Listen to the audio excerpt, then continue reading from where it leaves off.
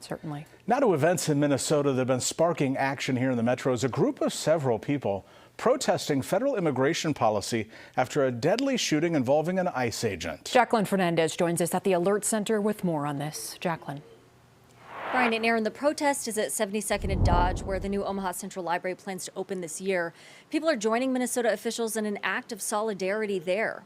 Our camera's capturing the scene right before this broadcast. Now, as you can see, people are carrying signs out there, an American flag out there as well, messages intended to, quote, stop ICE terror, among other slogans.